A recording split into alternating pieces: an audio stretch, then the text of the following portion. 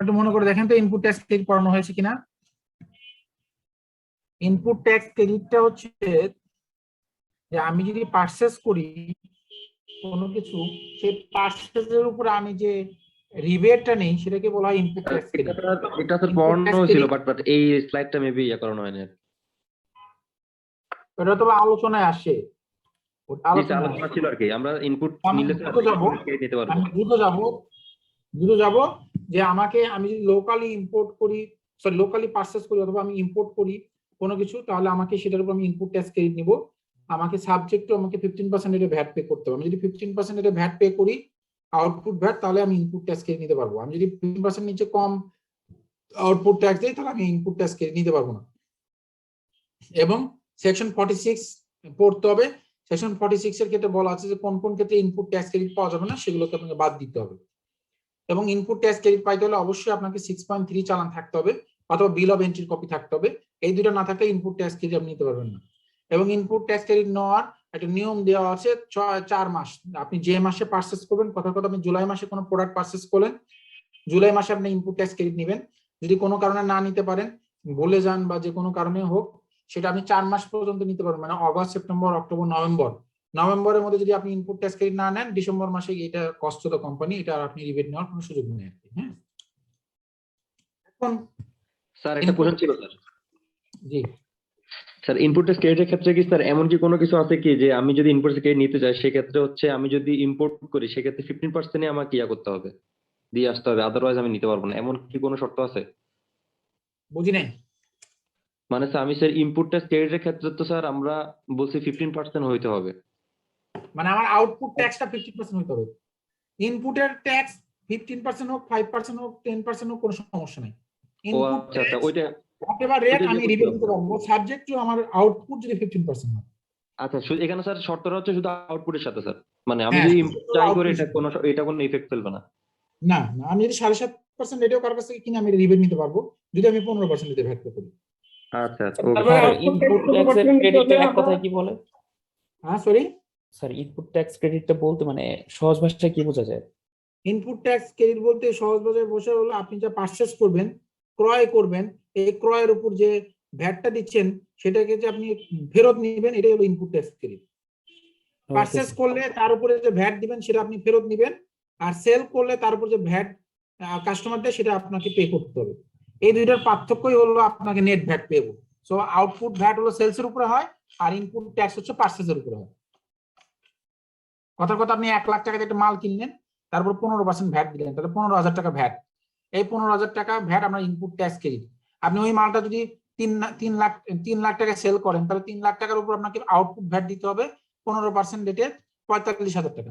তাহলে আপনার output VAT 45,000 টাকা, ইনপুট ট্যাক্স হচ্ছে হলো 15,000 টাকা। তাহলে মাইনাস করে আপনাকে নেট পে করতে হবে 30,000 টাকা। বুঝতে পেরেছেন? Sir okay.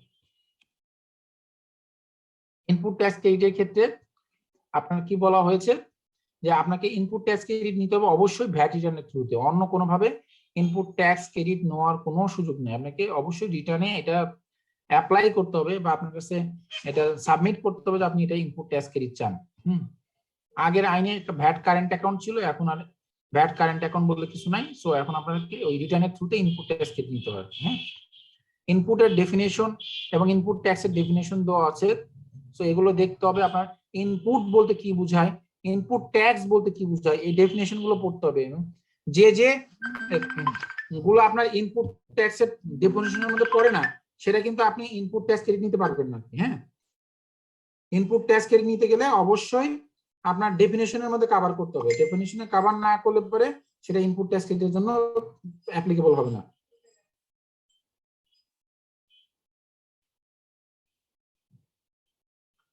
এখন VAT register person can take, কি বলতেছে, VAT register person can take input tax credit against output tax আর কি। হ্যাঁ, সো আপনি আউটপুট ট্যাক্সের এগেইনস্টে ইনপুট ট্যাক্স ক্রেডিট আপনি নেবেন, সহজ কথা আর কি। হ্যাঁ, এটা আমরা অলরেডি আলোচনা করে ফেলছি এবং এটা পরের গুলো আলোচনা হয়ে গেছে। আর আগের আইনে আরেকটা বিষয় ছিল যে আগে ইনপুট ট্যাক্স ক্রেডিট কিছু কিছু ক্ষেত্রে 80% পাওয়া যেত, কারণ যেমন যে আপনি ইউটিলিটি বিল, গ্যাস বিল, ওয়াসা বিল, এগুলোর উপরে 80% পর্যন্ত রিবেট পাওয়া যেত।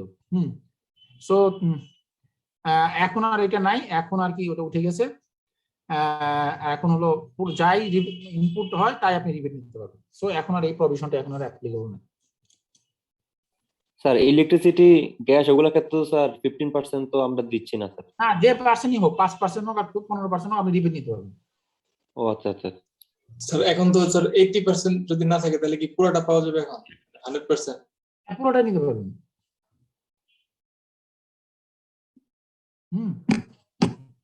এখন ইনপুটের ডেফিনেশন, ইনপুট ট্যাক্সের ভিতরে কি কি পড়বে? ইনপুট ট্যাক্সের ভিতরে পড়বে ভ্যাট। আমি যেটা অ্যাডভান্স ভ্যাট বাদ দিয়ে যে ভ্যাট আছে পেইড, আপনি যদি ইম্পোর্ট স্টেজে যদি কোনো ভ্যাট দিয়ে থাকেন কোনো গুডস ইম্পোর্টের সময় অথবা সার্ভিসের ইম্পোর্টের সময়, এটা ইনপুট ট্যাক্সের মধ্যে পড়বে। অথবা আপনি যদি লোকালি কোনো কিছু পারচেজ করে থাকেন, সেটা গুডস অথবা সার্ভিস, অথবা কোনো ইমুভেবল প্রপার্টির জন্য কোনো লোকাল সোর্স থেকে যদি কোনো কিছু পারচেজ করে থাকেন, এইটার উপরে যে ভ্যাট দিয়েছেন সেগুলোকে বলা হয় ইনপুট ট্যাক্স। এবং ইনপুটের যে সংজ্ঞা দেওয়া আছে এটা আপনাকে পড়তে হবে। ইনপুটের ডেফিনেশনের উপরে ডিপেন্ড করবে যে কোনটা আমি ইনপুট ট্যাক্স পাবো, কোনটা আমি ইনপুট ট্যাক্স পাবো না। হ্যাঁ, সো ইনপুটের ডেফিনেশন দেওয়া আছে সেকশন 18 এর ক, লিখে রাখেন আপনারা সেকশন 18 এর ক। সেকশন 18 এর ক তে ইনপুটের ডেফিনেশন দেওয়া আছে, আর ইনপুট ট্যাক্সের ডেফিনেশন দেওয়া আছে সেকশন 19 এ। সো ইনপুট বলতে কি বোঝায়? বলছে উপকরণ অর্থ সকল প্রকার কাঁচামাল, laboratory reagent, laboratory equipment, laboratory accessories, জ্বালানি হিসেবে ব্যবহৃত যে কোনো পদার্থ, মোড়ক সামগ্রী, সেবা, যন্ত্রপাতি ও যন্ত্রাংশ, এগুলো ইনপুট ডেফিনেশনের মধ্যে পড়ে। তবে নিম্ন বর্ণিত পণ্য ও সেবা সমূহ ইনপুটের ডেফিনেশনের মধ্যে আসবে না। দেখেন, এটাই হলো মূল বিষয়। কি? আপনি যদি ভূমি, ইমারত, অফিস, শ্রম, অফিস ইকুইপমেন্ট, ফার্নিচার, দালান কোঠা, অবকাঠামো বা স্থাপনা নির্মাণ, সুষমীকরণ, আধুনিকীকরণ, প্রতিস্থাপন, সম্প্রসারণ, সংরক্ষণ ও মেরামত করুন। ধরেন আপনি একটা বিল্ডিং বানাচ্ছেন, এই বিল্ডিং বানানোর জন্য আপনি যে রড, সিমেন্ট, বালি কিনতেছেন, এর উপর যে ভ্যাট দিচ্ছেন, এই ভ্যাট আপনি ইনপুট ট্যাক্স ক্রেডিট নিতে পারবেন না, কারণ এটা ফিক্সড অ্যাসেট। আপনি মনে করেন কোন একটা বিল্ডিং এর মেরামত করলেন, রিপেয়ার মেইনটেনেন্স করলেন, এটার জন্য যে যত খরচ হলো যাকে পেমেন্ট করেন, এই ভ্যাট রিবেট আপনি নিতে পারবেন না। আপনি অফিসের জন্য ফার্নিচার কিনছেন, বিভিন্ন রকম ফিক্সচার্স কিনছেন, সেটার উপরে কোনো ভ্যাট যদি দিয়ে থাকেন সেটা আপনি রিবেট নিতে পারবেন না। সকল প্রকার আসবাবপত্র, অফিস সাপ্লাই, স্টেশনারি, রেফ্রিজারেটর ও ফ্রিজার, এয়ার কন্ডিশন, ফ্যান, আলোক সরঞ্জাম, জেনারেটর ক্রয় ও মেরামতকরণ। আপনি যদি অফিসের জন্য কোনো আসবাবপত্র, অফিস সাপ্লাইজ বলতে আমরা যেটা বুঝাই, স্টেশনারি যেগুলো বুঝাই, এগুলো refrigerator, freezer, air condition, generator, এগুলো কিনলে এর উপরে যে ভ্যাট দিবেন সেটা আপনি রিবেট নিতে পারবেন না, এটা কস্ট টু দ্য কোম্পানি। আপনি যদি আপনার কোম্পানির প্রতিষ্ঠানে কোনো ইন্টেরিয়র ডিজাইন করেন, কোনো স্থাপত্য পরিকল্পনা নকশা করেন, এর উপর কোনো ভ্যাট দিলে সেটা রিবেট নিতে পারবেন না। আপনি যদি কোনো যানবাহন ভাড়াতে নেন অথবা লিজে নেন কারো কাছ থেকে হায়ার পারচেজে, সেটার উপর যে ভ্যাট দিবেন সেটা রিবেট নিতে পারবেন না। আপনি যদি এমপ্লয়ীদের জন্য কোনো কোনো ট্রাভেল এক্সপেন্স দেন, কোনো আপ্যায়ন, এন্টারটেনমেন্ট দেন, অথবা কর্মচারীদের কল্যাণের জন্য যে কোনো রকম কোনো খরচ করেন বা উন্নয়নমূলকের জন্য যদি কোনো কিছু করেন, বা কোম্পানি এমপ্লয়ীকে যদি কোনো বেনিফিট দেন, এটার উপর যদি কোনো ভ্যাট দিতে হয়, সেই ভ্যাট আপনাকে দিতে হবে, সেটা রিবেট নিতে পারবেন না। প্রতিষ্ঠানের প্রাঙ্গণ, আপনি যে প্রতিষ্ঠানে ব্যবসা করেন সেই প্রতিষ্ঠানের প্রাঙ্গণ, অফিস, শোরুম বা যাই হোক না কেন, সেটার উপর যে ভাড়া, এই ভাড়া আপনি রিবেট নিতে পারবেন না। তাহলে এখন বুঝলেন যে কোনটা কোনটা রিবেট নিতে পারবেন না। স্যার So, পেজ কত স্যার? হ্যাঁ, পেজ কত স্যার বইয়ের? এটা যে এক একটা বইতে এক এক রকম। না স্যার, আপনি যে বইটা বলছেন ওই বইটা আমার কাছে আছে। আমার বইয়ের পেজ নাম্বার 6, আপনার 18 ক। আচ্ছা আচ্ছা স্যার, পাইছি। পুরো জি স্যার, 18 ক। পেয়েছি স্যার, পেয়েছি স্যার। ওকে, এখন আমরা আগাই।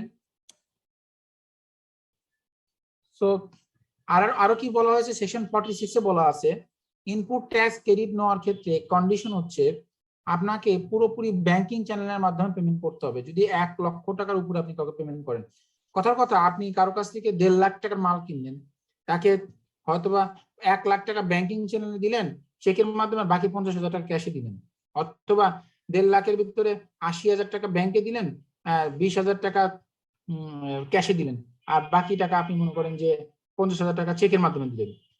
সেক্ষেত্রেও আপনি এই পুরো ভ্যাট রিবেটটা ক্যান্সেল হয়ে যাবে। কারণ কি আইনে বলা আছে ইনপুট ট্যাক্স ক্রেডিট নিতে হলে 1 লক্ষ টাকার উপরে যদি আপনি কারো কাছ থেকে কোনো মাল কিনেন পুরো টাকাটাই ব্যাংকিং চ্যানেলে যেতে হবে, কোনো রকম কোনো ক্যাশ ট্রানজাকশন থাকতে পারবে না।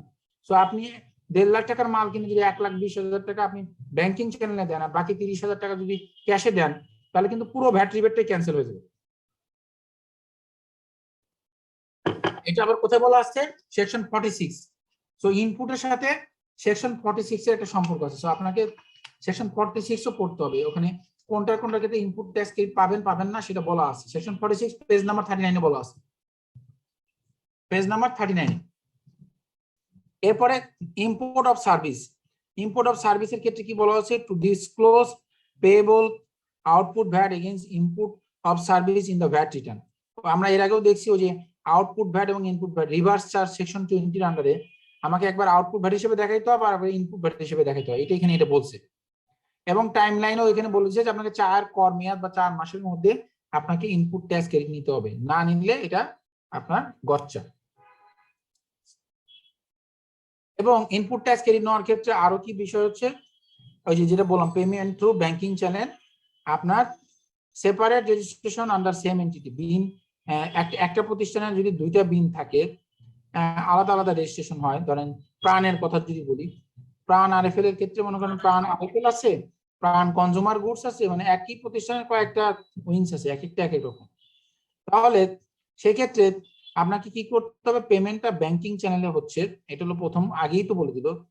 আপনাকে ইনপুট ট্যাক্স ক্রেডিট যদি আপনাকে নিতে হয় পুরো 1 লক্ষ টাকার উপরে মাল কিনলেই আপনাকে পুরোটাই ব্যাংকিং চ্যানেলে নিতে হবে। এবং এটা এই রিলেটেড সেকশন রুল 2 চ রুল 2 এবং রুল 39(4) বলা আছে, এগুলো আপনাদেরকে পড়তে হবে। এরপরে ইনপুট ট্যাক্স ক্রেডিটের কন্ডিশন কি? আপনাকে এটাকে প্রপারলি বুকসে অ্যাকাউন্ট ফর করতে হবে 6.1 এ, মানে পারচেজ রেজিস্টারে। এটা হলো precondition input tax credit পাওয়ার জন্য। তারপরে ইনপুট ট্যাক্স ক্রেডিট পেতে হলে আপনাকে 6.3 চালান থাকতে হবে। সেই চালানে আপনার নাম, আপনার কোম্পানির অ্যাড্রেস এবং রেজিস্ট্রেশন নাম্বার এবং যে পারচেজ করছে যে সেল করছে দুজনের এই তথ্য থাকতে হবে। This is the mandatory provision, এই দুইটা জিনিস থাকতে হবে। আর আরো কি হচ্ছে, আপনি যদি কোনো ইম্পোর্টারের কাছ থেকে কোনো কিছু সাপ্লাই নেন তাহলে ওই বিল অফ এন্ট্রিতে যে ইম্পোর্ট করেছে সেখানে ওই বিল অফ এন্ট্রিকেই আমি 6.3 হিসেবে কনসিডার করতে পারবো, সেটাও আমি ইনপুট ট্যাক্স ক্রেডিট হিসেবে পাবো। ইনপুট ট্যাক্স ক্রেডিট পাওয়ার ক্ষেত্রে 5টা কন্ডিশন। যে কথা হলো যে টার্নওভার ট্যাক্সের আন্ডারে যদি হয় তাহলে ইনপুট ট্যাক্স ক্রেডিট কেউ পাবে না, এবং supplementary duty input tax credit হিসেবে পাওয়া যায় না। দুইটা জিনিস ইনপুট ট্যাক্স ক্রেডিট হিসেবে পাওয়া যায় না, একটা হলো টার্নওভার ট্যাক্সের আন্ডারে কেউ রেজিস্টার হলে ইনপুট ট্যাক্স ক্রেডিট পাবে না, এবং supplementary duty input tax credit হিসেবে পাওয়া যায় না। ইনপুট ট্যাক্স ক্রেডিট হিসেবে আমি কি কি পাবো? VAT paid on goods on service. আপনি কোনো গুডস অথবা সার্ভিসের জন্য যে ভ্যাট পে করেছেন under the custody or provision or occupation আছে, এটা হলো কারো পজিশনে, আপনার কোনো প্রোডাক্ট যদি অন্য কারো পজিশনে থাকে সেই ক্ষেত্রে আপনি ইনপুট ট্যাক্স ক্রেডিট পাবেন না। আমি যেটা একটা এক্সাম্পল দিই, ধরেন একটা গার্মেন্টস ইন্ডাস্ট্রি তার কোনো একটা প্রোডাক্ট তৈরি করার জন্য ধরেন সাব কন্ট্রাক্টরের কাছে মালটা দিল, তার কাছে ওই ফ্যাক্টরিতে তার ওই ইকুইপমেন্টটা নাই, হয়তো বা সে একটা জিন্স বানাবে, এটা ওয়াশ করতে হবে, এমন একটা ওয়াশ দিতে হবে, সেটা তার কাছে নেই, সেই ডেনিম ওইটার জন্য সে আরেকজনের কাছে গেল।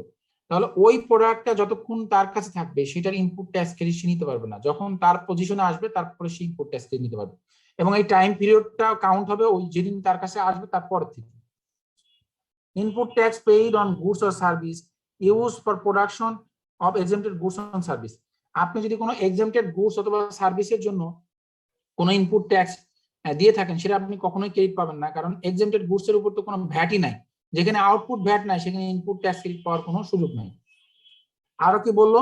নন ডিক্লেয়ার্ড ইনপুট আউটপুট কোএফিসিয়েন্ট। আপনাকে ইনপুট ট্যাক্স ক্রেডিট পাইতে হলে অবশ্যই 4.3 বা এটাকে বলা হয় ইনপুট আউটপুট কোএফিসিয়েন্ট, এটা আপনাকে অবশ্যই ওখানে ডিক্লেয়ার করতে হবে। ওই কম্পোনেন্ট গুলো অবশ্যই আপনার 4.3 তে থাকতে হবে। যদি 4.3 তে কোনো কম্পোনেন্ট উল্লেখ না থাকে আর আপনি যদি ইনপুট ট্যাক্স ক্রেডিট নেন তাহলে সেই ইনপুট ট্যাক্স ক্রেডিট যখন অডিট হবে তখন বাতিল হয়ে যাবে। আরো কি বললো? আপনি যদি কোনো ব্যাংক গ্যারান্টি কোনো প্রোডাক্টের জন্য কোনো রিলিজ করার জন্য কোনো ব্যাংক গ্যারান্টি নেন, এই ব্যাংক গ্যারান্টির উপর যে ভ্যাট দিয়েছেন এই ভ্যাটটা আপনি ইনপুট ট্যাক্স ক্রেডিট হিসেবে নিতে পারবেন না যতক্ষণ পর্যন্ত ওই ব্যাংক গ্যারান্টিটা রিলিজ না হচ্ছে। সো কোন কোন ক্ষেত্রে আমরা ইনপুট ট্যাক্স ক্রেডিট নিতে পারি না এখানে সেগুলো বলা হয়েছে। আপনাদের কিন্তু বুঝতে ক্লিয়ার, যদি কনফিউশন থাকে বলেন, আমি আবার বলবো। স্যার ব্যাংক গ্যারান্টিটা একটু ব্যাংক গ্যারান্টির ক্ষেত্রে বলেছে, ধরেন আপনি কাস্টমস থেকে কোনো একটা প্রোডাক্ট ছাড়ালেন, ও আপনার সাথে এখন একটা কোনো ঝামেলা চলতেছে, আপনি বলেন যে ভাই ঠিক আছে তুমি আমার মাল দিয়ে দাও, আমার লস হচ্ছে, আমি তোমাকে ব্যাংক গ্যারান্টি দিলাম, তুমি আগে অ্যাসেসমেন্ট করে আমাকে বলো, তুমি যা বলবো আমি মেনে নিব। এই যে ব্যাংক গ্যারান্টি দিয়ে কাস্টমস থেকে যে মালটা ছাড়া নিলেন, তো এই ব্যাংক গ্যারান্টির উপরে কিন্তু একটা কমিশনের উপরে একটা ভ্যাট থাকে, তো এটা তো আপনার কস্ট। তো এই ভ্যাটটা আপনি রিবেট নিতে পারবেন না যতক্ষণ না এই ব্যাংক গ্যারান্টিটা আপনার ফাইনালি সেটেল হচ্ছে।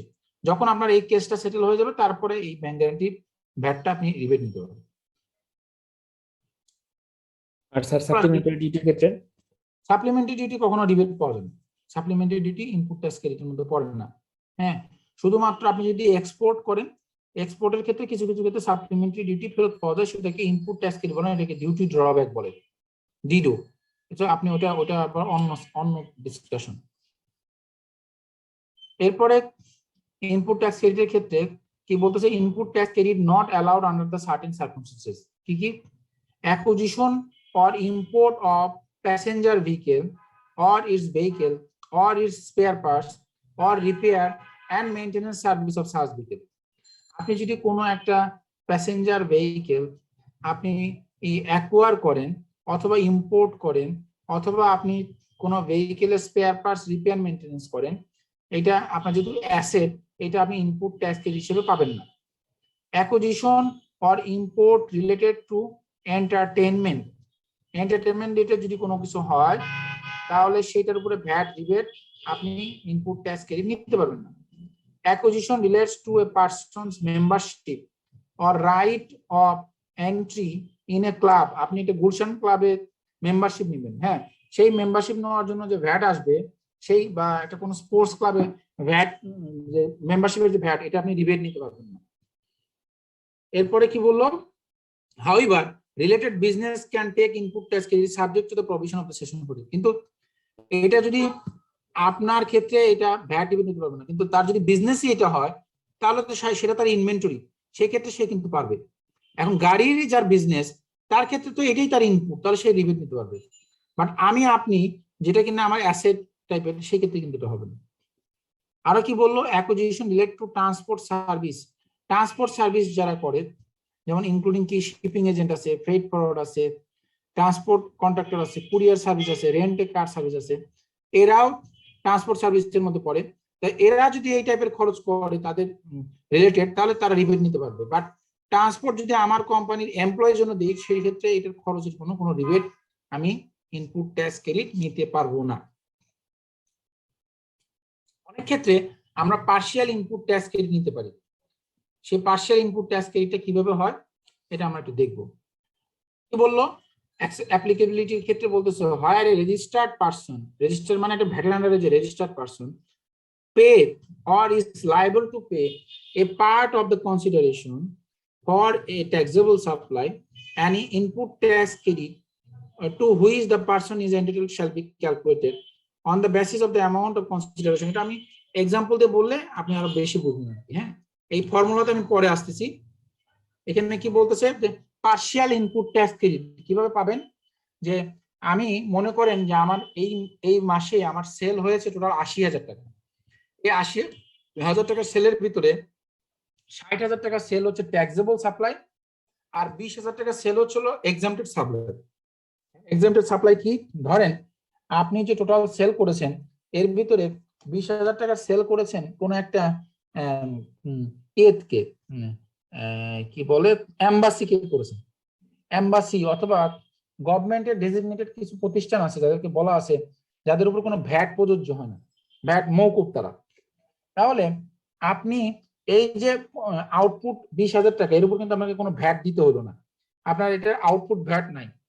তাহলে এই যে আউটপুট ভ্যাট 20,000 টাকার উপর নাই, শুধু 60,000 টাকার উপরে আছে, তাহলে ভ্যাট যেহেতু আপনি 60,000 টাকার উপর ভ্যাট পে করতেছেন, 20,000 উপর দিচ্ছেন না, তাহলে ইনপুট ট্যাক্স ক্রেডিটও আপনাকে ওই ঐকিক নিয়মে পার্শিয়ালি ক্যান্সেল করতে হবে। কি আসেন দেখি এটা ফর্মুলা কি। এর ফর্মুলা হচ্ছিল পার্শিয়াল ইনপুট ট্যাক্স ক্রেডিটের formula equal to I into T divided by A। I into T divide by A. I equal to কি?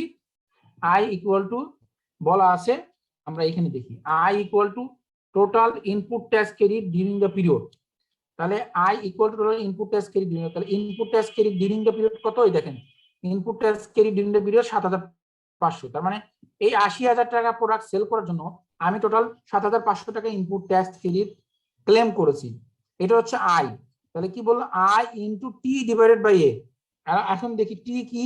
টি হলো the value of taxable supplies during the tax period. তাহলে দেখি taxable supply during the period কোনটা? এই যে T. তাহলে এটা কত? 60,000 টাকা। Taxable supply during the period 60,000 টাকা, এই যে 60,000 টাকা ডিভাইড বাই এ। এ কি? এ বলতেছে value of paid against all supplies during the tax period, মানে টোটাল ভ্যালুটা হলো আমার এইটা। তাহলে আমার টোটাল ভ্যালু কত? এই এক্সাম্পটেড সাপ্লাই 20,000 প্লাস ট্যাক্সেবল সাপ্লাই 60,000, এই দুটো মিলে টোটাল সাপ্লাই হচ্ছে এ হলো এ। তাহলে 60,000 ডিভাইড বাই 80,000। তাহলে এই 7,500 ইন্টু 60,000 ডিভাইড বাই 80,000 করলে আমার ইনপুট ট্যাক্স ক্রেডিট হিসাবে আমি 5,625 টাকা পাবো। যদিও আমি 7,500 টাকা ভ্যাট রিবেট পেয়েছিলাম বা আমার কাছে ডকুমেন্ট আছে, যেহেতু আমি 20,000 টাকার উপরে আউটপুট ভ্যাট দেইনি, সেহেতু আমাকে proportionally input tax credit cancel করতে হবে। এখন বলেন বুঝতে পেরেছেন কিনা?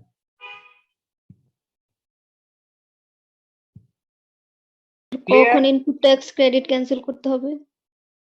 যখন আপনি পার্শিয়ালি আউটপুট ভ্যাট দিবেন, যখন আপনি এক্সাম্পটেড সাপ্লাই থাকবে পার্শিয়ালি, যেটা হলো ভ্যাট আপনি দেননি তার উপরে, তখন আপনাকে পার্শিয়ালি এটা বের করতে হবে।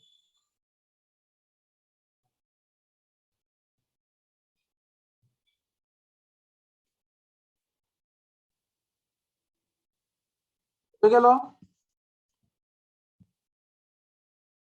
জি স্যার।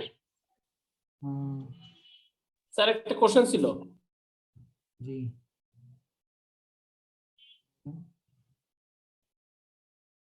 বলেন বলেন। স্যার আমি যদি ফ্যাক্টরি ভাড়া নিই এবং এটার উপরে ওই যে রেন্টের উপর যে ব্যাটটা দিই, সেটা কি আমি ইনপুট ট্যাক্স হিসাবে রেয়াত পাবো, বা অফিস ভাড়ার উপরে যে ব্যাটটা সেটা কি রেয়াত পাওয়া যাবে? না, পাবেন না। সেগুলো তো আমার ইনপুট ট্যাক্সই। না, আপনি তো ওখানে বলে দিয়েছেন যে আপনি কোন কোন ক্ষেত্রে আপনি ইনপুট ট্যাক্স ক্রেডিট পাবেন না। আপনি ইনপুট ট্যাক্স এটা হলো কোত্থেকে? ইনপুট ট্যাক্স না,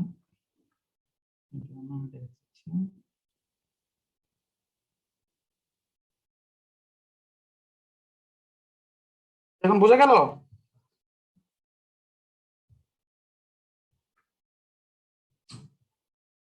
জি স্যার। আমরা আগাই। একটা ম্যাথ শো করতে চাইছিলাম আপনাদেরকে।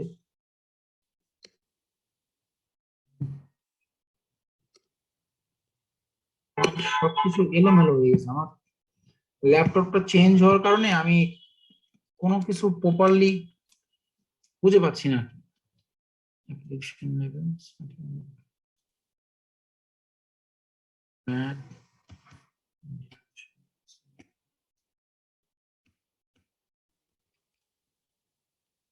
আপনাদের একটা কোশ্চেন দেখাতে চাচ্ছিলাম।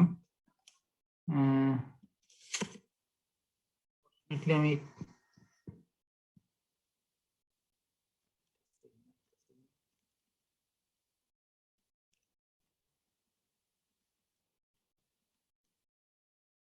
আমার ল্যাপটপটা চেঞ্জ হওয়ার কারণে আমি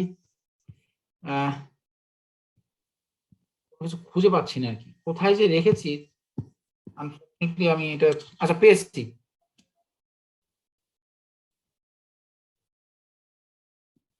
দেখা যায়? দেখতে পাচ্ছেন আপনারা? জি স্যার। জি স্যার। একটা এক্সাম্পল অফ কোশ্চেন আপনাদেরকে এটা দেখায় যে উনি বললেন যে কোন ক্ষেত্রে আমি ইনপুট ট্যাক্স ক্রেডিট পাবো, কোন ক্ষেত্রে পাবো না। এই দেখেন এখানে দুইটা কোশ্চেন আছে, দুইটা কোশ্চেনই আমি আলোচনা করি। এই যে a limited has a factory of manufacturing shampoo. A limited has imported sodium lithium sulphate raw material shampoo from China. Further, A Limited also purchased empty bottle through tax invoice 6.3, 1.5 lakh টাকার মাল কিনেছে, প্লাস 15% ভ্যাট, মানে 22,500 টাকা VAT দিয়েছে। তারপরে কি বললো? সে payment করছে কিভাবে দেখেন, ডিফারেন্ট মডেলে সে পেমেন্ট করছে। টাকা 50,000 করেছে পে অর্ডারের মাধ্যমে, টাকা 50,000 করেছে চেকের মাধ্যমে, টাকা 20,000 করেছে স্ট্যান্ডিং ইনস্ট্রাকশনের মাধ্যমে, টাকা 42,500 করেছে থ্রু ক্যাশ, and 10,000 টাকা করেছে through bank transfer. Subsequently a limited taken input tax credit 22,500 টাকা পুরোটা on such empty bottle based on the tax invoice. Please note that A Limited has duly submitted input output coefficient declaration in the form of 4.3 to the respective divisional office so and so. And question করেছে কি, based on the above information please confirm input tax credit amount as per section 46.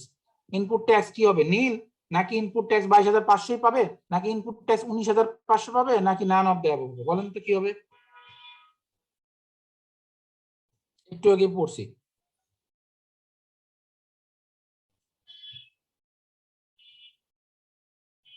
বলেন sir আরেকটু sir উপরে sir scroll করেন।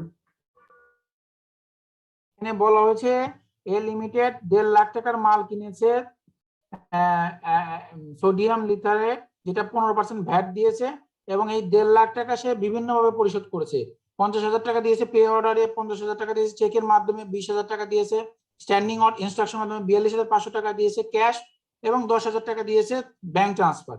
এবং এই 1.5 লাখ টাকা মালের উপরে সে 22,500 টাকা ভ্যাট রিবেট নিয়েছে, কারণ তার কাছে 6.3 চালান আছে, এবং প্রপারলি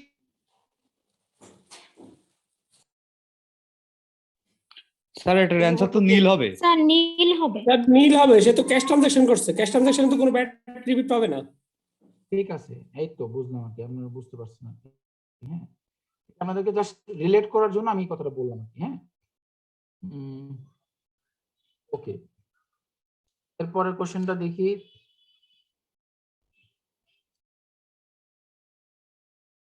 পরে হচ্ছে এই যে এইমাত্র যেটা পড়লাম আর কি, সেটা নিয়ে আমরা একটু আলোচনা করি। এই দেখ, calculate the VAT payable of Suntex Limited who adjust input tax credit with its output tax for the month of May from the following information. কি সেলস টাকা 10 লাখ ইনক্লুডিং এক্সেম্পটেড সেলস টাকা 50,000, সে 10 লাখ টাকা সেল করেছে, যার ভিতরে 50,000 টাকা এক্সেম্পটেড সেলস আছে। Input cost হচ্ছিল 5 লাখ টাকা, এবং তার উপর ভ্যাট দিয়েছে সে 47,300 টাকা। ভ্যাট উইথহোল্ডিং বাই সানটেক্স যখন রিসিভ করেছে সাপ্লাই এর ক্ষেত্রে 19,800 টাকা সে ভ্যাট ডিডাক্ট করেছে অ্যাট সোর্সে, তাহলে এটা তার ইনক্রিজিং অ্যাডজাস্টমেন্ট হবে। এবং সে আরো তার কাছ থেকে ডিডাক্ট করে রেখেছে বিভিন্ন লোক 6,400 টাকা। আরো কি বললো, VAT paid at the time of import, say import করার সময় 13,000 টাকা ভ্যাট দিয়েছে, সেটা সে ডিক্রিজিং অ্যাডজাস্টমেন্ট নেবে। ক্লোজিং ব্যালেন্স তার এপ্রিল মাসে আরো 12,000 টাকা রয়ে গেছিল, তাহলে এটা সে অ্যাডজাস্ট করবে। এখন বলছে যে তার আসলে ভ্যাট পেয়েবল এই মাসে কত হবে, বের করেন। বলেন তো এটা কি হবে, কিভাবে বের করবেন?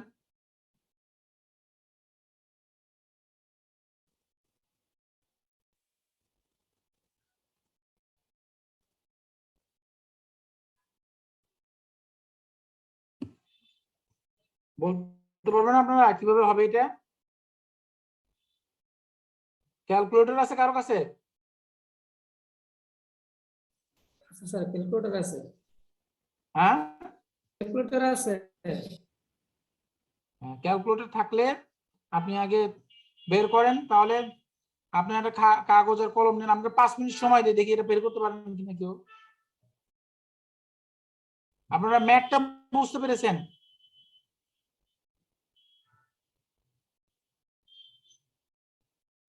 ম্যাথটা যদি না বোঝেন তাহলে আমি আবার এক্সপ্লেইন করব।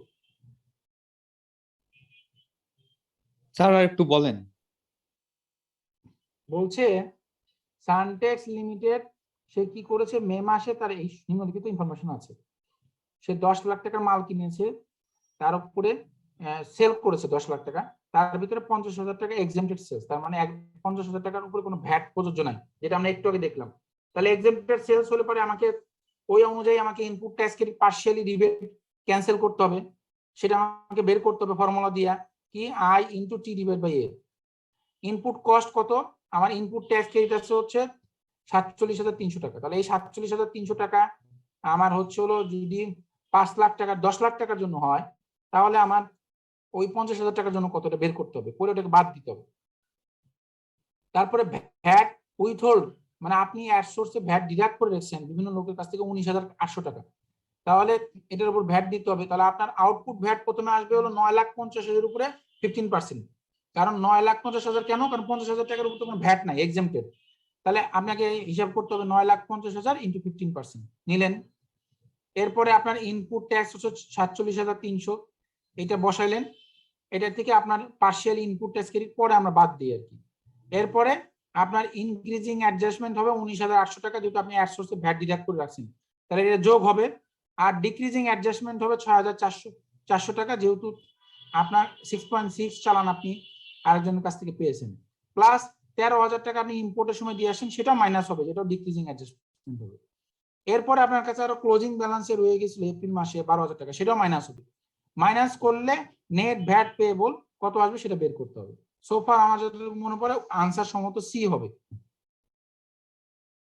দেখি আনসার নাম্বার ছিল 9 নম্বর না, 9 আনসার বি হবে।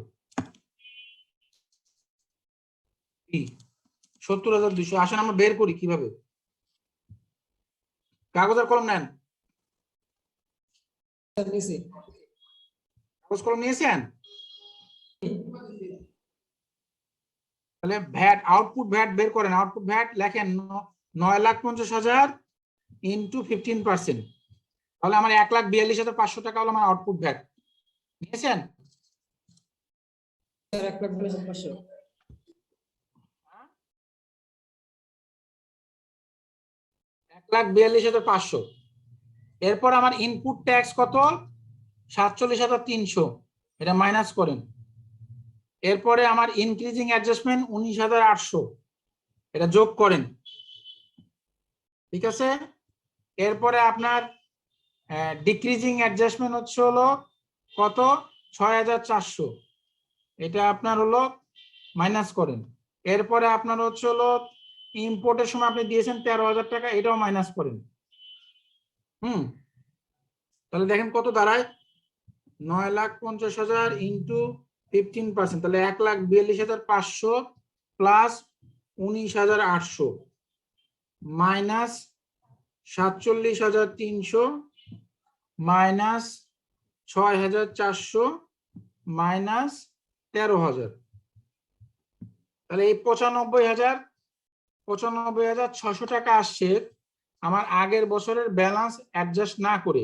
সেখান থেকে আমি 12,000 টাকা আগের বছরের ব্যালেন্স মাইনাস করব, মাইনাস 12,000, তাহলে 83,600 টাকা আমার আসে। আসছে? আপনারা কি পারতেছেন? জি স্যার। স্যার এখানে স্যার বের করতে হবে না স্যার, বেজ অ্যামাউন্ট বের করতে হবে না স্যার? হ্যাঁ হ্যাঁ, ওটা তো বের করবেন আর কি। আপনি আগে এইটা বের করে নেন, এই জন্য আমি বলছি যে আপনি আগে মূলটা বের করে নেন। তাহলে 1,42,500 হচ্ছিল আপনার আউটপুট ভ্যাট, এবং ইনক্রিজিং অ্যাডজাস্টমেন্ট হচ্ছিল 19,800, এই দুটো যোগ হয়ে এই গেল আমার ভ্যাট পেয়েবল হচ্ছিল 1,62,300। ঠিক আছে, এটা বুঝছেন কিনা বলেন? জি স্যার। কারণ আমার 1,42,500 কিভাবে আসলো? 9,50,000 উপরে 10%, 15%, 9,50,000 15% স্যার। প্লাস হচ্ছিল আমার ইনক্রিজিং অ্যাডজাস্টমেন্ট হচ্ছে 19,800, যেটা আমি ভেন্ডরের কাছ থেকে কেটে রেখেছি। জি স্যার। এই দুইটা আউটপুট ভ্যাট, এই দুইটা মিলে 1,62,300 টাকা আসছে। এটা কি সবার হয়েছে? জি স্যার। স্যার 47,300, স্যার এটা কি করবো স্যার? আপনি এখান থেকে 47,300 মাইনাস করেন, এটা হলো ইনপুট ট্যাক্স, তাহলে 47,300 মাইনাস করেন। আরো মাইনাস করবেন কি?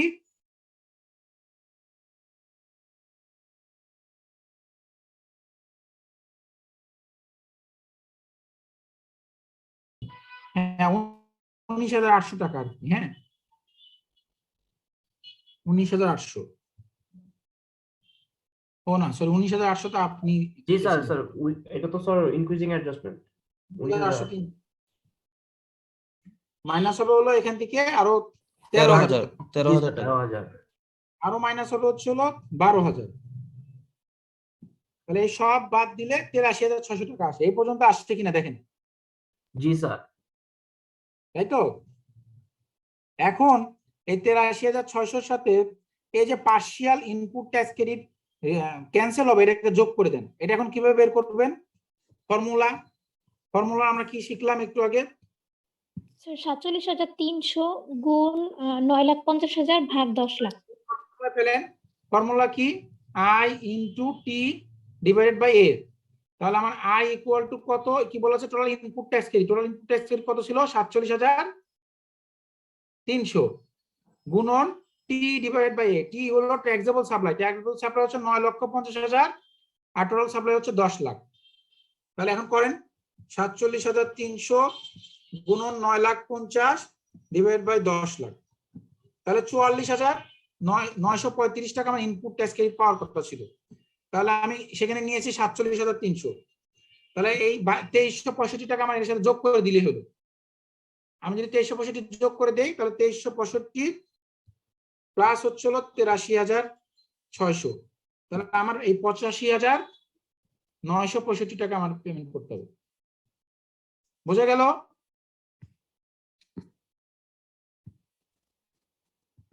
তাহলে আনসার হবে 85,965। স্যার স্যার, আরেকবার তাহলে- যদি একটু বলতেন স্যার, ওই input tax credit, partial input tax credit হচ্ছে কি আমাদের 44,935। হ্যাঁ হ্যাঁ হ্যাঁ, তাহলে ঠিক আছে। 47,300 আগে দিয়েছিলাম। 47,300 থেকে যদি আমি পুরোটা নিয়ে নিছি তাহলে আমার এই বাকি অংশটা আমি যোগ করে দিলাম, অথবা আপনি 47,300 জায়গায় 44,000 ওইটা বসায় দেন, তাহলে হয়ে গেল। একই কথা। ও আচ্ছা স্যার, আচ্ছা স্যার। মানে আমি পুরোটা বাদ দিয়ে ওখানে ওটা যোগ করে দিয়েছি, এই হলো ব্যাপার। স্যার পার্শিয়ালটা কি মাইনাস করব? হ্যাঁ, স্যার অ্যান্সার তো সি হয়, বি কি হবে? আনসার সি হবে, আনসার সি হবে। জি স্যার। স্যার পার্শিয়াল টেক্সটটা স্যার ইনপুট টেক্সটের কি করব? মাইনাস করব? অবশ্যই মাইনাস করবেন। এতক্ষণ আপনি কি কি দেখলেন তাহলে? এখানে আমরা কি দেখলাম? পার্শিয়াল ইনপুট ট্যাক্স ক্রেডিট আমি মাইনাস করলাম না। আমি এখানে 7,500 টাকা ইনপুট ট্যাক্স ক্রেডিট পাইতাম, কিন্তু আমি আসলে অ্যাকচুয়ালি পেলাম 6,925 টাকা। তাহলে আমি কম পেলাম না? তা আমার ওইখানে তো তাই, আমি 47,300 টাকা আমি ইনপুট ট্যাক্স ক্রেডিট ক্লেম করেছি।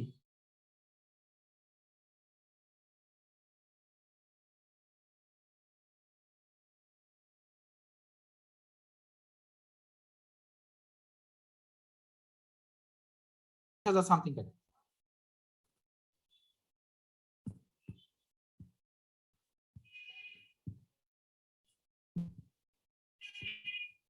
এটা রিয়েল লাইফ এক্সাম্পল তে দেখালাম যাতে আপনাদের মানে এটা জিনিস মনে থাকে। হ্যাঁ, আপনারা ক্লিয়ার তো? জি স্যার। স্যার হ্যাঁ বলেন। স্যার আমি একটু এই বেজ অ্যামাউন্ট নিয়ে একটু কনফিউশন স্যার। আপনি তো বলছেন সেলস হলো বেজ অ্যামাউন্ট দিয়ে করতে হবে। হ্যাঁ, সেলস হলো স্যার বেজ অ্যামাউন্ট বের করে করতে হবে বলছিলেন না স্যার? সেলস সেলস যদি করি সেক্ষেত্রে মানে ইনক্লুডিং ট্যাক্স ধরে বেজ অ্যামাউন্ট ধরে করতে হবে না স্যার? আরে ভাই আপনি ফর্মুলা ফলো করেন তো ভাই, অন্য কোথাও যান। এই ফর্মুলা ফলো করেন, যেটা করছেন সেটা ঠিক আছে। আপনার কোশ্চেনটা কি? স্যার স্যার, উনি মেবি বলতে চাচ্ছেন যে 10 লক্ষ টাকার ভিতরে ভ্যাট দেওয়া আছে, মানে ইনক্লুডিং না। ধরে ক্যালকুলেট করবে। না না না না না, আপনার আনসারে কি সেটা দেওয়া আছে?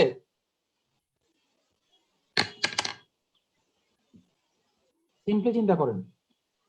আর আপনি যদি ওভাবে করতে চান করতে পারেন, ইটস আপ টু ইউ। তাহলে তখন আর আনসার পাবেন না, তখন আপনি আনসার দিবেন নান অফ দ্য অ্যাবভ, এবং আপনি এটা কারেকশন ভুল হবে। স্যার আর একটু confuse sir. Sir partial input text sir কোথা থেকে মাইনাস করব স্যার? আপনারা কেউ বলেন তো ভাই এটার উত্তর কি হবে?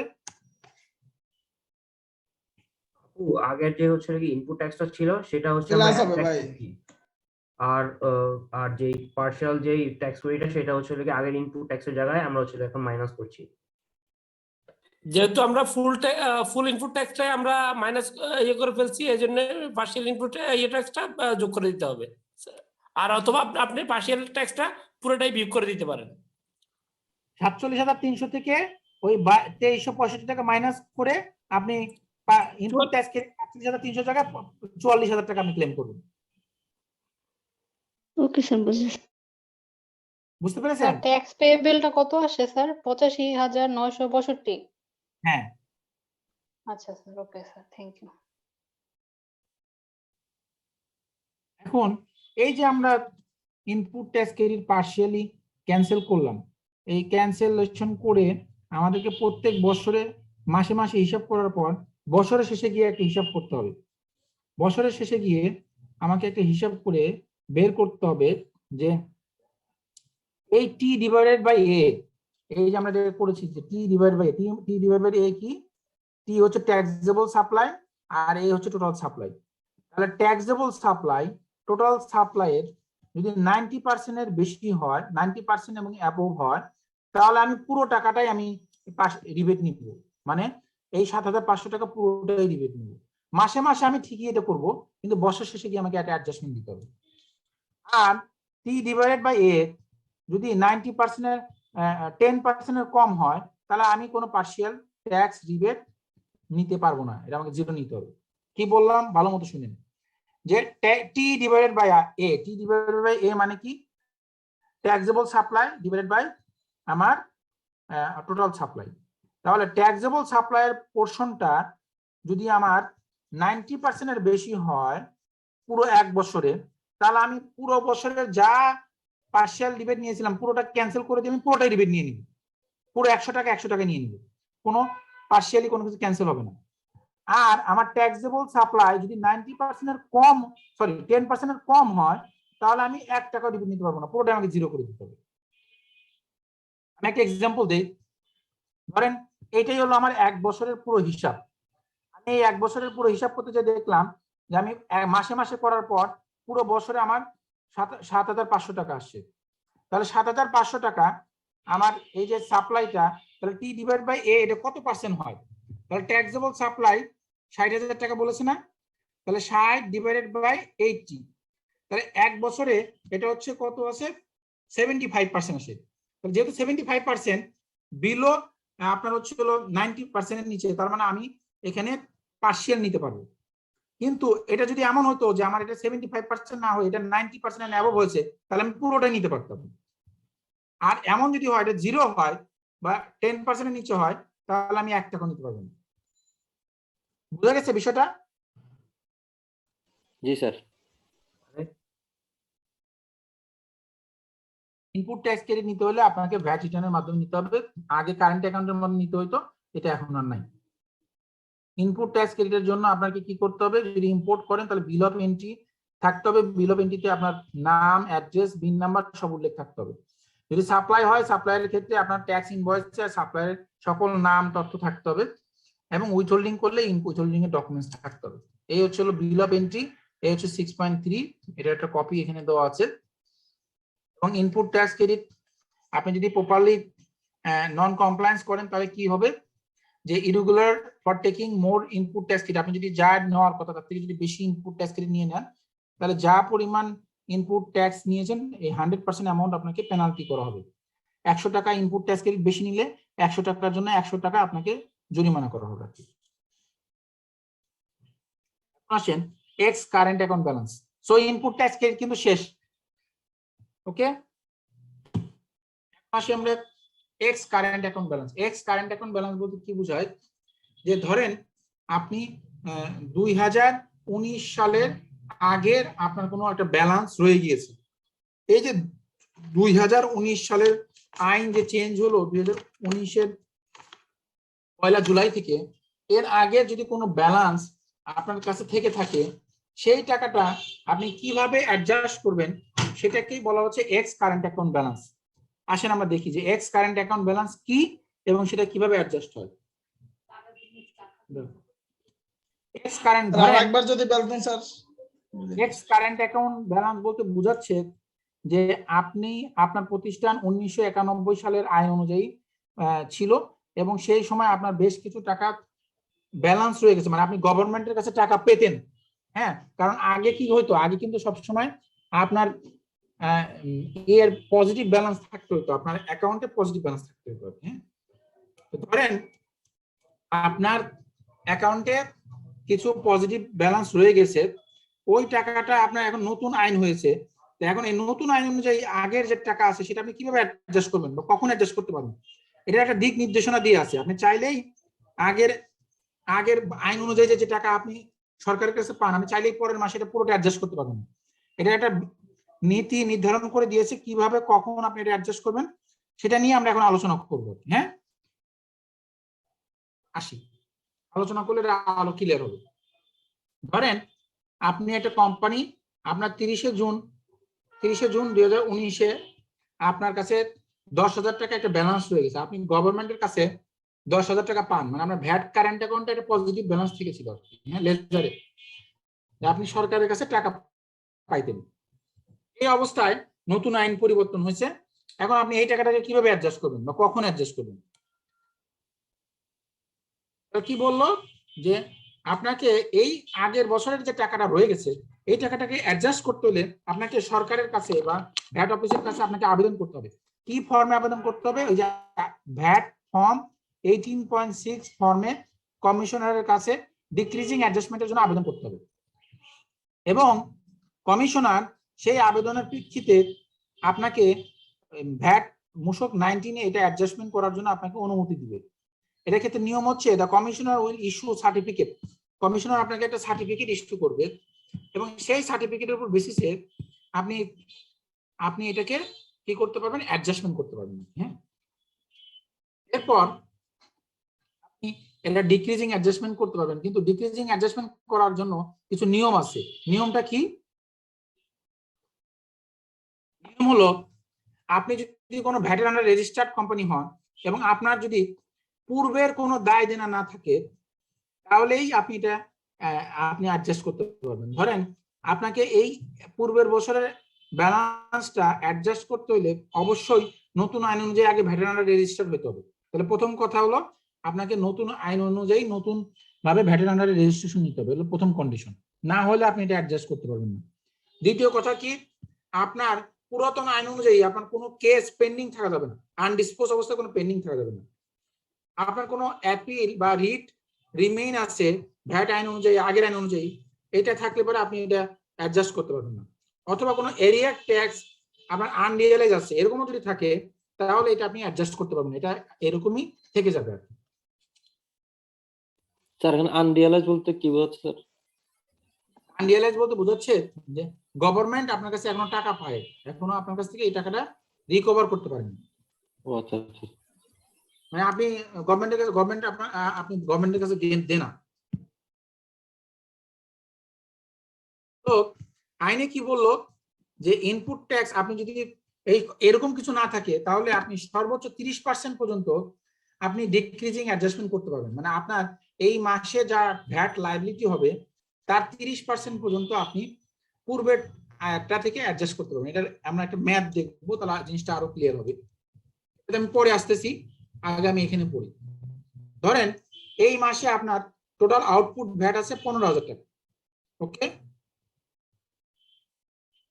এরপর আপনার ইনপুট ট্যাক্স ক্রেডিট আসে 9,000 টাকা, তাহলে আপনার 6,000 টাকা হচ্ছে হলো আপনার এ মাইনাস বি। তারপরে আসলো কি আপনার ইনক্রিজিং অ্যাডজাস্টমেন্ট আছে 2,000 টাকা এবং ডিক্রিজিং অ্যাডজাস্টমেন্ট আছে 1,000 টাকা। তাহলে আপনার টোটাল ভ্যাট পেয়েবল আসছে এই মাসে 7,000 টাকা। তাহলে আপনি যা ভ্যাট পেয়েবল আসবে তার সর্বোচ্চ 30% পর্যন্ত আপনি ডিক্রিজিং অ্যাডজাস্টমেন্ট দিতে পারবেন, সর্বোচ্চ 30%। আগে 10% ছিল, এখন সেটা 30% করছে আর কি। হ্যাঁ, তাহলে এই 7,000 টাকা 30% মানে 2,100 টাকা। তাহলে এই যা একটু আগে আমরা বললাম যে 10,000 টাকা আমার ব্যালেন্স হয়ে গেছে, এই 10,000 টাকা থেকে আমি সর্বোচ্চ 2,100 টাকা আমি অ্যাডজাস্ট করতে পারবো, এর বেশি না। পরের মাসে আবার আমি এভাবে করতে পারবো, এইভাবে আমাকে অ্যাডজাস্ট করতে হবে। 6 মাসের মধ্যে এই টাকা যদি অ্যাডজাস্ট না হয় তাহলে আমি রিফান্ড ক্লেম করতে পারবো, এবং সেক্ষেত্রে নিয়ম আছে, ওটা আমরা পরে আসতেছি। এইটা বুঝতে পেরেছেন কিনা বলেন? স্যার আরেকবার একটু যদি বলতেন স্যার। এখানে বলা হয়েছে যে আপনার প্রিভিয়াস কোনো ব্যালেন্স যদি থেকে থাকে, সেই প্রিভিয়াস ব্যালেন্স আপনি ডিক্রিজিং অ্যাডজাস্টমেন্ট নিতে পারবেন সর্বোচ্চ 30% অফ হোয়াট? 30% অফ কারেন্ট মান্থের ভ্যাট লায়াবিলিটি। কারেন্ট মান্থের যে নেট ভ্যাট লায়াবিলিটি আসবে তার 30%। মানে স্যার এই আইনের আওতায় যে ভ্যাট লায়াবিলিটি আছে ওইটা 30%? এই আইনের আওতায়। আচ্ছা আচ্ছা, কথা এটা ডিসেম্বর মাস, আপনি নভেম্বর মাসে আপনার 5,000 টাকা ভ্যাট আউটপুট ট্যাক্স আসছিল, সেখান থেকে ইনপুট ট্যাক্স ক্রেডিট 9,000 টাকা বাদ দেওয়ার পরে এরপরে 2,000 টাকা ইনক্রিজিং অ্যাডজাস্টমেন্ট, তারপরে 1,00,000 টাকা ডিক্রিজিং অ্যাডজাস্টমেন্ট মাইনাস করে আপনার নেট ভ্যাট পেবল আছে 7,000 টাকা। তাহলে এর 30% পর্যন্ত আপনি অ্যাডজাস্ট করতে পারেন, মানে 2,100 টাকা। তাহলে আপনাকে এই মাসে নেট ভ্যাট পে করতে হবে 4,900 টাকা। তাহলে এই 2,100 টাকা মাইনাস করার পর আপনার এখন ওপেনিং ব্যালেন্স আরো 7,900 টাকা থেকে যাবে। এটা পরবর্তী মাসে আপনি অ্যাডজাস্ট করতে পারবেন। সো এই জন্য নেট ট্যাক্স পেবলের ফর্মুলা কি? Output tax minus input tax plus increasing adjustment minus decreasing adjustment, এই হচ্ছে ফর্মুলা। এই অনুযায়ী এটা করা হয়েছে। এখন বুঝতে পেরেছেন? জি স্যার। স্যার 6 মাস সম্পর্কে একটা কি জানি বলছিলেন স্যার। পরে বলবো। আরো কি বললো? Accumulation of multi current x current account. এখন মনে করেন আপনার 2-3টা, আপনি আগে সেন্ট্রাল রেজিস্ট্রেশন, আপনি ইউনিট রেজিস্ট্রেশন ছিল, আপনার 4-5টা ভ্যাট রেজিস্ট্রেশন ছিল। তো এরকম যদি হয় তাহলে আপনি কি করবেন? নতুন আইন অনুযায়ী আপনি সেক্ষেত্রে ওই ক্লোজিং ব্যালেন্স প্রত্যেকটার জন্য আলাদা আলাদা সার্টিফিকেট নিতে হবে এবং প্রত্যেকটা আপনি অ্যাডজাস্ট করতে পারবেন। এটাই বলতেছে যে accumulated multi x current account. আপনার মাল্টি এক্স কারেন্ট অ্যাকাউন্টে যদি অ্যাকুমুলেটেড ব্যালেন্স থাকে, এই যে in case of conducting activity under one registration under বিটি, আপনি নতুন আইন অনুযায়ী একটা রেজিস্ট্রেশন নিয়েছেন, আগের আইন অনুযায়ী আপনার মাল্টিপল রেজিস্ট্রেশন ছিল, 4টা-5টা ছিল, আপনি এখন সেন্ট্রাল রেজিস্ট্রেশন নিয়েছেন। সেই ক্ষেত্রে আপনি ডিক্রিজিং অ্যাডজাস্টমেন্ট ওই একটা সবগুলোই নিতে পারবেন, সাবজেক্ট টু আপনার সার্টিফিকেট নিতে হবে। এখন বলছেন যে আপনার এইটার কিভাবে হবে, তাই তো? আপনার 6 মাসের যে প্রভিশনটা বলেছি সেটা এখন বলতেছি।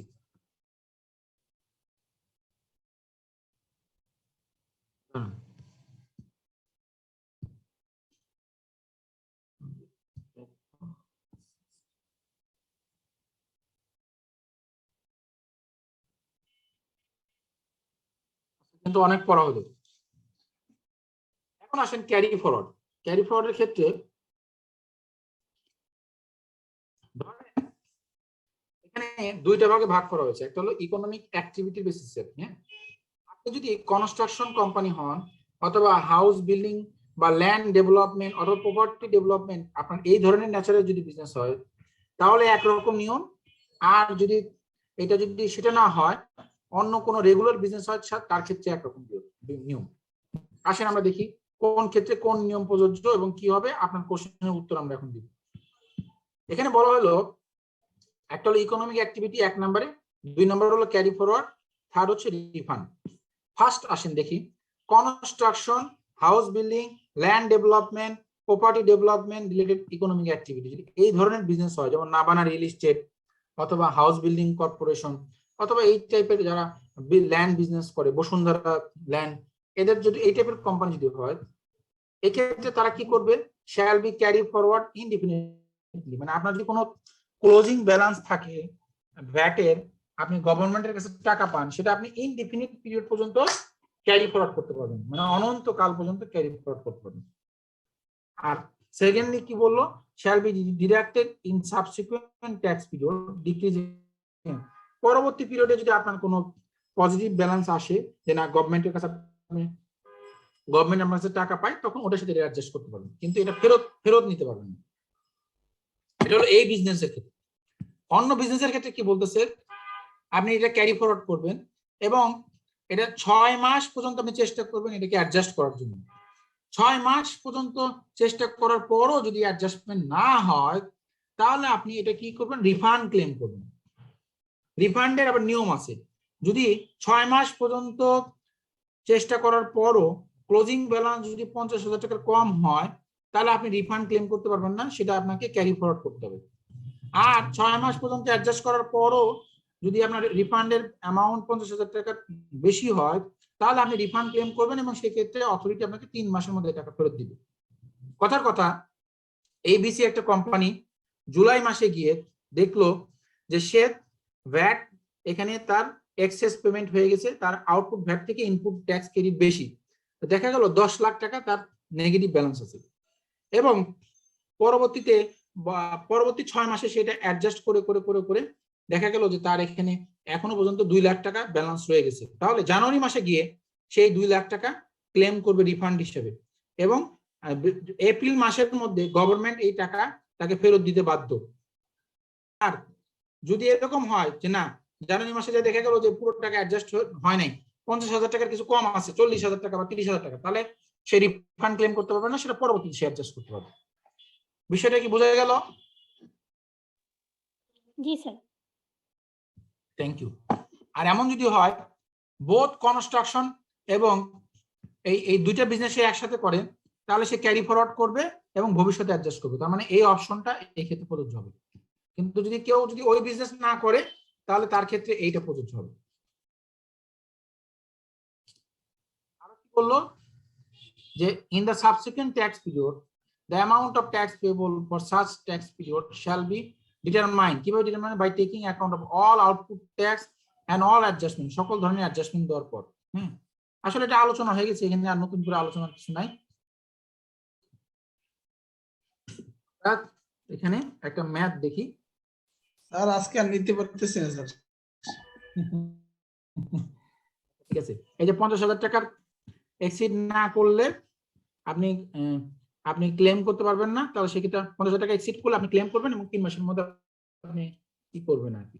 আমি যে জিনিসটা যে ম্যাথটা আপনাদেরকে দেখাইতে চাচ্ছিলাম, সেই ম্যাথটা একটু পাই কিনা দেখি। আমার মানে উসপিস লাগতেছে এটা না দেখানো পর্যন্ত।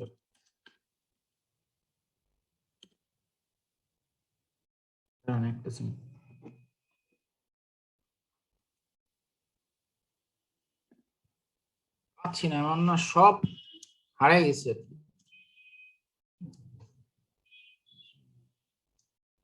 চোখের সামনেই আছে কিন্তু কোথায় রেখেছি খুঁজে পাচ্ছি না আর কি। মানে হঠাৎ করে যে আপনাদের জন্য বের করব, এইটা মানে আমার এরকম কখনো হয় না। আমার সবকিছু গোছানো থাকে, কিন্তু এত ব্যস্ত যে কখন অফিসে ঢুকিয়ে রাত হয়ে যায়, আর এগুলো নিয়ে যে কাজ করবো সেটা সুযোগ হয়ে ওঠে না।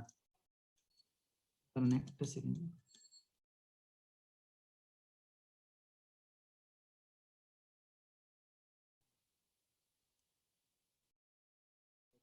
না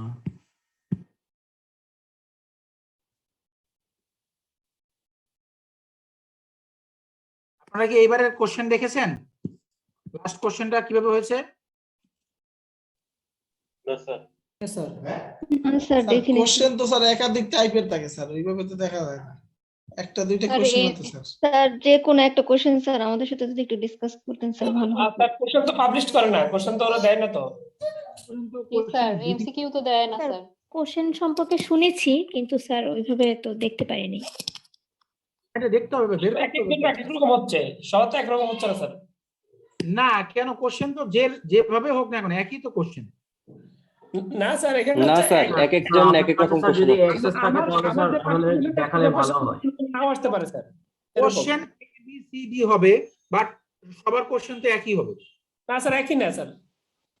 না, এটা হইতে পারে না স্যার এরকম বললো যে যারা পরীক্ষা তারা বললো যে আমার কাছে যে কোশ্চেন হয়েছে অন্যদের কাছে অন্য টাইপের কোশ্চেন হতে পারে, অন্য কোশ্চেন হয়। এক টাইপের কোশ্চেন না স্যার, কোশ্চেন থাকে কিনা 500 স্যার, এর আসে 10টা আর আসে 15টা, এরকম স্যার। কারোর সাথে কারোর মিল নাই স্যার। এটা র্যান্ডমলি সফটওয়্যার সিলেক্ট করে, কেউ কারো অটোমেটিকলি হয়, যার কারণে এক একজনের কাছে একজন কোশ্চেন দেয়। আমি যতটুকু জানি, আমি যখন এসএসসি এর একবার এসএসসি বলতেছি, আমি একবার ইয়েতে পরীক্ষা দিয়েছিলাম, বলে কি বলে সীমা, একটা ইন্টারন্যাশনাল পরীক্ষা দিয়েছিলাম। ওখানে ওদের 5টা কোশ্চেন সেট থাকে আর কি। হ্যাঁ, 5টা মডেল, কারো এক একজনের ভাগ্যে এক একটা পড়ে। এমন হতে পারে আপনাদেরও তাই, হয়তোবা ওই স্ট্যান্ডার্ডে করেছে যে 5টা মডেল কোশ্চেন আছে, যার ভাগে যেটা পড়ে আর কি। আপনাদের তাই করেছে আর কি, জানি না। জি স্যার, এটাই হয়েছে। কিন্তু স্যার এখানে যেটা বলছে যে একটা কোশ্চেন ব্যাংক আছে, ওইখানে কয়েক হাজার কোশ্চেন আছে, আপনি যখন পরীক্ষা দিতে বসবেন ওটা অটোমেটিকলি সিলেক্ট হবে যে কার কাছে কোন কোশ্চেনটা যায়। তো আপনার আমার কোশ্চেন আর আপনার কোশ্চেন একই রকম নাও হতে পারে, ডিফারেন্ট না হলো কোশ্চেন আসে না। কিন্তু কথা হলো যে ডে এন্ড ডে আমার হচ্ছিল আমি পারতেছি কিনা, এটা চলো বিষয় আছে। স্যার অনেকে বলতেছে ব্যাট থেকে তেমন কোশ্চেন আসে নাই স্যার, অল্প কিছু কোশ্চেন আসছে, সব ট্যাক্স থেকে আসছে। তাই? জি স্যার। আইসিবির এই হলো সমস্যা কি। হ্যাঁ, পোলা পান্ডে পড়াইতে বলে একরকম ভাবে, আবার তারা ইচ্ছা মতো কি করে আর কি, এগুলো আর কি মানে খুব আনফরচুনেট আর কি। হ্যাঁ, স্যার এখন আপনার- কথা হচ্ছে স্যার আমরা কি কোশ্চেন দেখতে পারবো বা কোনো কি ওরকম ওয়ে আছে আপনার কাছে দেখার স্যার বা কোনো স্যার অ্যাক্সেস থাকলে স্যার আমাদের কোশ্চেন গুলো সম্পর্কে ধারণা দিলে স্যার ভালো হয়। আমি ঠিক জানি না আর কি, আমাকে জানতে হবে আর কি। তা আমাকে তাহলে আইসিবি তে একটু কথা বলতে হবে আর কি, যে বেসিক্যালি তারা এটা কিভাবে করতেছে এটা জানতে হবে আর কি। না জেনে আপনাদের সাথে এটা আদার ওয়ে আমার এটা বলাটা উচিত হবে না আর কি। হ্যাঁ, আমি একটু জেনে নিই, আপনাদেরকে বলি। জি স্যার। জি স্যার সমস্যা নেই, ওকে স্যার, জি স্যার। হালিম ভাইয়ের সাথে কথা বলে হালিম ভাই যদি আমাকে বলে যে না এটা দেওয়া যাবে, এটা অ্যাভেলেবল হলে তো সবার জন্য অ্যাভেলেবল হবে, এটা তো আর এমন না যে এটা সিক্রেট কিছু আর কি। হ্যাঁ, তো সেটাও যদি হয় তাহলে আমি আপনাদের সাথে আমি পাইলে আমি অবশ্যই আপনাদের সাথে শেয়ার করতে পারবো। হ্যাঁ, সো আনফরচুনেটলি আমি খুঁজে পাচ্ছি না আর কি, it is very unfortunate. Next ক্লাসে আমি চেষ্টা করবো এটাকে বের করতে, আমি কোথায় রেখেছি আমি খুঁজে পাচ্ছি না। আমি কি আরো আগাবো? অনেক হয়ে গেছে স্যার। স্যার আজকের মতো থাক স্যার। আজকে মতো শেষ করে দেন স্যার। স্যার আমার একটা বিষয় জানার ছিল বলেন। স্যার মূসক 4.3 যেটা ইনপুট আউটপুট কোএফিসিয়েন্ট, এইটা নিয়ে একটু বলবেন? হ্যাঁ, মূসক 6.4.3 ইনপুট আউটপুট কোএফিসিয়েন্ট হচ্ছে হলো আপনার এটা একটা ফর্ম, যে ফর্মের মাধ্যমে আপনাকে একটা প্রোডাক্টের টোটাল কি কি ইনগ্রেডিয়েন্টস আছে সে সকল কিছু আপনাকে ওখানে লিখে দিতে হয়। আপনার প্রোডাক্টের র মেটেরিয়াল কস্ট কত, মনে করেন আপনি একটা কথার কথা একটা তেলের বোতল বিক্রি করতেছেন, তার ভ্যালু হচ্ছে 100 টাকা, তাহলে এই তেলের কি কি কস্ট আছে, র মেটেরিয়াল কস্ট কত, ওভারহেড কস্ট কত, অ্যাডমিনিস্ট্রেটিভ কস্ট কত, আপনার ডেপ্রিসিয়েশন কত, প্রফিট কত, সব দিয়ে আপনার কস্ট অফ সেলস কত, যে ফর্মের মাধ্যমে তুলে ধরা হয় সেটাকে ভিএটি ফর্ম 4.3 বলা হয়। হ্যাঁ, এটা যদি আপনি প্রপারলি না দেন বা আপনার যদি ভিএটি ফর্ম 4.3 তে সকল কম্পোনেন্ট না থাকে, পরবর্তীতে যদি আপনি এই ইনপুট ট্যাক্স ক্রেডিট ক্লেম করেন সেটা ক্যান্সেল হয়ে যাবে, আপনাকে এই ইনপুট ট্যাক্স ক্রেডিট দিবে না। স্যার আজকে কি এই স্লাইডটা শেয়ার করে দিবেন স্যার? আমি দিয়ে দিচ্ছি। কোথায় যে স্যার আমি আগে এটা ডেস্কটপে সেভ করি, কারণ আমার কাছে বেশি জিনিস হয়ে গেছে।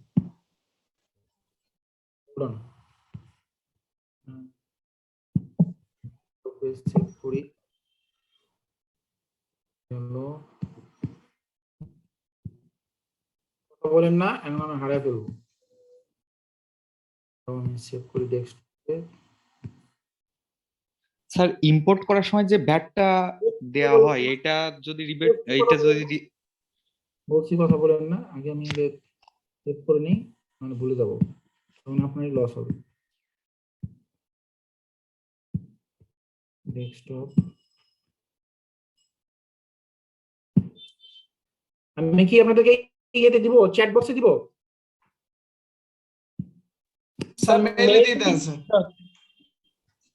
যে মেলটা আপনি পাইছেন স্যার ওই মেলটার উপরে দিয়ে দেন, তাহলে পেয়ে যাবেন।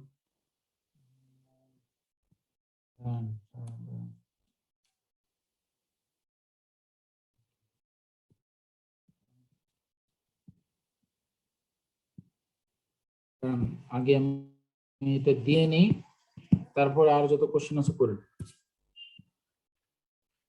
হোল্ড অন, মেল অ্যাড্রেস বলেন, মেল অ্যাড্রেস বলেন, তাড়াতাড়ি বলেন মেল অ্যাড্রেস, মেল অ্যাড্রেস বলেন। সাদ্দাম ভাই আপনার মেল অ্যাড্রেসটা দিয়ে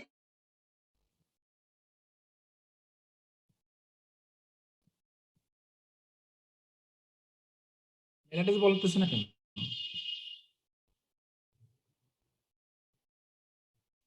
ভাই যে কেউ একজন নিয়ে নেন, আরেকজনে দিয়ে দিন তাহলে। স্যার স্যার চ্যাট বক্সে দিয়ে দেন তাহলে স্যার। স্যার আমি চ্যাট বক্সে আমার মেল অ্যাড্রেসটা দিয়ে দিতে পারেন, অথবা চ্যাট বক্সে দিয়ে দেন। কি না অ্যাড্রেস নাই নাকি আপনাদের? স্যার চ্যাট বক্সে একটা মেল স্যার অ্যাড্রেস চ্যাট দিছি, বক্সে আপনি দেওয়া দিয়ে আছে দিতে স্যার, পারবেন, পরে একজন দিয়ে মেরে দিয়েছে।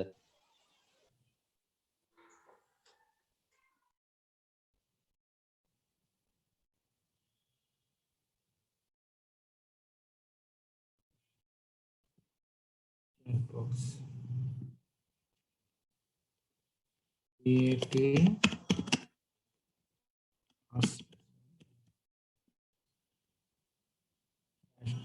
chat box. Tanvir Tipu ensure করেন সবাই যেন পায়, আমাকে যেন পরে না বলেন যে পাইনি আর কি। জি স্যার, আমি পাইলে আমি সাথে সাথে আমাদের হোয়াটসঅ্যাপ গ্রুপ আছে ওখানে দিয়ে দিচ্ছি স্যার। এখন বলেন কি কোশ্চেন আছে, বলেন বলেন।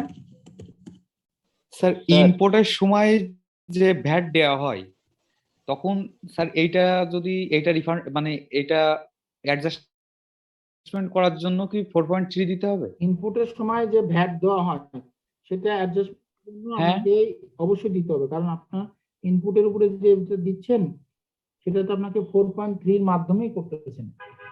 আপনার যদি এরকম হয় শুধুমাত্র আপনি ইম্পোর্ট করে সেল করে দেন তাহলে সেটা দরকার নেই, আর আপনি যদি ইম্পোর্ট করে সেটা ম্যানুফ্যাকচার করেন তাহলে অবশ্যই 4.3 দিয়ে এটা বলতে হবে। দেখেন মেল পাইছেন কিনা? স্যার সকল প্রোডাক্টের নাকি শুধু যে প্রোডাক্ট দিয়ে আমি ওই মানে ইম্পোর্ট শুধু যে প্রোডাক্টটা করেছি ওইটা দিয়ে যদি ম্যানুফ্যাকচার করি তাহলে কি শুধু ওইটা দিয়ে যে কয়টা প্রোডাক্ট আমি ম্যানুফ্যাকচার করতেছি সেই কয়টা লিস্ট হবে 4.3 তে? জি স্যার, জি স্যার। প্রোডাক্টের ক্ষেত্রে এটা হবে, কারণ আপনি তো ভ্যাট রিবেট যদি নিতে চান তাহলে আপনাকে সকল ক্ষেত্রে এটা করতে হবে, যদি আপনি ভ্যাট রিবেট নিতে চান। আর যদি ভ্যাট রিবেট না নিতে চান সেটা তো কোনো সমস্যা নেই, তাহলে আমরা না দিলে চলবে, কিন্তু রিবেট নিতে চাইলে আপনাকে অবশ্যই এটা দিতে হবে। This is the precondition of rebate. Clear? Sir sir বলেন। স্যার আপনি যে ওই যে পুরনো আইন এবং নতুন আইনের মধ্যে যে অ্যাডজাস্টমেন্টের কথা বলেছিলেন সেখানে 30% পর্যন্ত আপনি ইয়া করতে পারবো, সেটা কি স্যার আমরা পরবর্তী যে ক্যারি ফরওয়ার্ডের যে নিয়মটা ওইটা কি সেম নিয়ম হবে? না 30% তো আপনার পুরনোটাই তো, আর এখানে তো দুইটা বিষয়, একটা হলো পুরনো আইনের যে ক্লোজিং ব্যালেন্স আছে সেটা আপনি 30% ক্যারি ফরওয়ার্ড, সরি আপনি ওই পুরনো আইন অনুযায়ী যে ব্যালেন্সটা থাকতেছে সেই ব্যালেন্সটা আপনি কি করবেন, এই মাসে আমার যা লায়াবিলিটি হবে তার 30% করে আমি অ্যাডজাস্ট করতে পারবো প্রত্যেক মাসে মাসে, আগে যেটা 10% ছিল। এটা একটা গেল। আর একটা হলো আপনার ডে টু ডে প্রত্যেক মাস শেষে আপনার মনে করেন যে একটা ব্যালেন্স আসতেছে, সেই ব্যালেন্সটা আপনি কিভাবে অ্যাডজাস্ট করবেন সেটা হলো আপনার হলো ইয়েতে বলা আছে, যেটা আমি বললাম যে 6 মাস পর্যন্ত আপনি ওয়েট করবেন। জি স্যার, কিন্তু আমি বলতে স্যার মানে পুরাতন যে আইনটা থেকে যেটা আসছে সেইটার ক্ষেত্রে কি স্যার আমরা কি কন্টিনিউয়াস মানে মানে পুরোপুরিটা অ্যাডজাস্ট করে নিতে পারবো 30 করে পরবর্তীতে? না এটা কি স্পেসিফিক কোনো নিয়ম? হ্যাঁ না 30% করে স্পেসিফিক নিয়ম আছে। জি স্যার ওইটা বলছি, মানে ওইখানে কি কোনো বাধা ধরার নিয়ম আছে যে 6 মাস পর্যন্ত করতে পারবো? 30% আপনাকে 30% করতে হবে। ওকে স্যার, 30% করে আমি পুরোপুরিটা নিয়ে নিব পরবর্তী মানগুলাতে। জি। Okay sir. ক্লিয়ার? জি স্যার। আর কোনো কোশ্চেন থাকলে বলতে পারেন।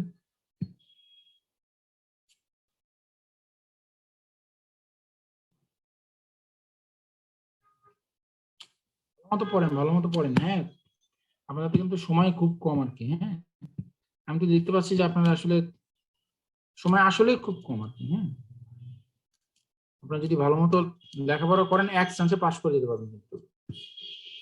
সো এটা মানে খুবই ইম্পর্টেন্ট। তা আপনি একটা ক্লিয়ারিফিকেশন করুন বলছিলেন, বাট পরে আর করেননি স্যার। ওই যে আমরা স্যার ওই যে কন্ট্রাক্টের মাধ্যমে যদি আমি যদি এই কোনো প্রোডাক্ট বানাই সেক্ষেত্রে যদি থার্ড পার্টি যে সরাসরি যদি কাস্টমারকে সাপ্লাই করে এখানে অ্যারো দেওয়া ছিল স্যার, পরে এটা বলুন বলছিলেন। ভুলে গেছি কি যেন ছিল, আবার একটু বলেন তো। Contract manufacturing sir. হ্যাঁ, কন্ট্রাক্ট ম্যানুফ্যাকচারিং ক্ষেত্রে স্যার কন্ট্রাক্ট ম্যানুফ্যাকচারিং এর ক্ষেত্রে যদি কোম্পানি যে কোনো থার্ড পার্টির মাধ্যমে যদি প্রোডাক্টটা বানায়, সেই ক্ষেত্রে যদি থার্ড পার্টি সরাসরি যদি ট্রান্সফার করে, এটা একটা এরো দেওয়া ছিল, যেটা স্যার আপনি বলেছেন সেটা পসিবল না, মানে এখানে তো ব্রেক হচ্ছে একটা জিনিস, থার্ড পার্টি সরাসরি কাস্টমার কাছে ইয়ে করতে পারবে না। না, কন্ট্রাক্টরও আপনার কন্ট্রাক্টর আপনার কি করবে, কন্ট্রাক্টর আপনাকে আপনাকে দিবে, এবং কন্ট্রাক্টর যদি আপনাকে যখন দিবে তখন ওটা আপনি কাস্টমারকে দিয়ে দিবেন আর কি। জি স্যার, কিন্তু স্যার আপনি স্যার যে ডায়াগ্রামটা দেখাইছিলেন ওইখানে স্যার এরো দেওয়া ছিল যে থার্ড পার্টি চাইলেও স্যার কাস্টমারকে দিয়ে দিতে পারবে, ওইটা আপনি পরে ক্লিয়ার করুন বলছিলেন। ভুলে গেছি, চেক করতে পারিনি আর কি। আচ্ছা আমি আবার একটু দেখবো, আমি লিখে রাখছি। কন্ট্রাক্টর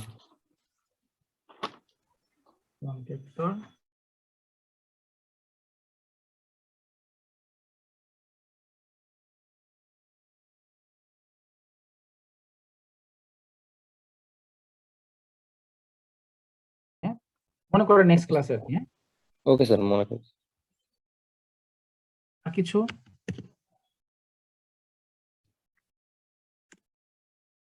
স্যার টার্নওভার ট্যাক্সের ক্ষেত্রে স্যার রিটার্নটা স্যার কোয়ার্টারলি দিতে হবে স্যার, আমি একটা কোশ্চেন দেখলাম স্যার, এটা একটু ক্লিয়ারিফিকেশন দিতে। টার্নওভার ট্যাক্সের ক্ষেত্রে রিটার্ন কোয়ার্টারলি দিতে হবে। জি স্যার, একটা মানে স্যাম্পল কোশ্চেনে মনে দেখেছিলাম অ্যানসার মানে কোয়ার্টার। আইন দেখি আমরা, আইনে টার্নওভার ট্যাক্সের রিটার্ন, টার্নওভার ট্যাক্স নিবন্ধন, টার্নওভার ট্যাক্স হতে পারে, এটা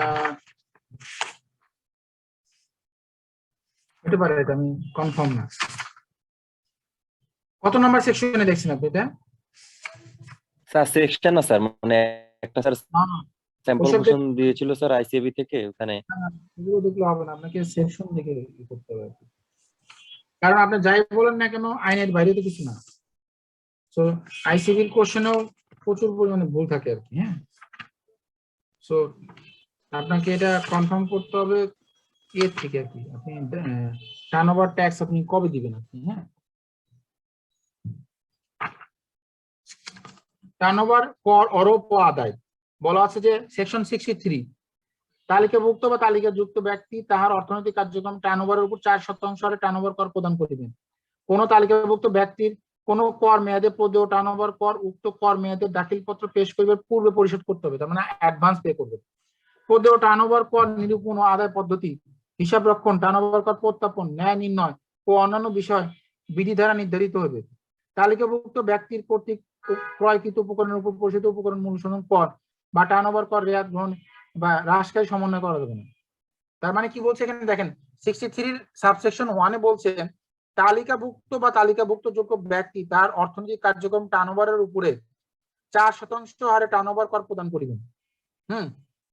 4% হারে যে প্রদান করিবেন সেটা বলছে কি, কোন তালিকাভুক্ত ব্যক্তি কোন কর মেয়াদে, তাহলে কর মেয়াদ কি, কর মেয়াদ হচ্ছে 1 মাস, প্রদেয় টার্নওভার কর উক্ত কর মেয়াদে দাখিলপত্র পেশ করবে পুরো পরিশোধ করুন। তার মানে আপনাকে অ্যাডভান্স দিতে হবে, নট কোয়ার্টারলি বেসিস, তাহলে এটা মান্থলি বেসিসে আসে।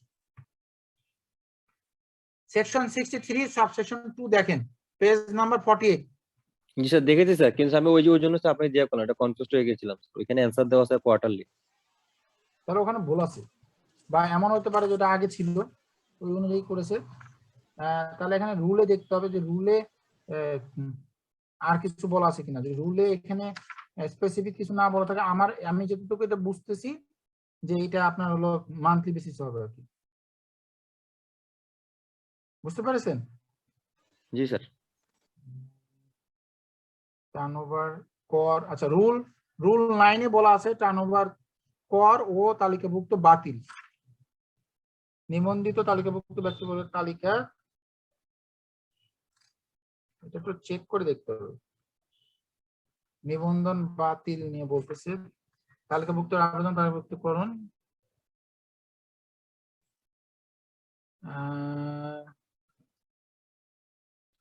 এটা মনে মান্থলি হওয়ার কথা।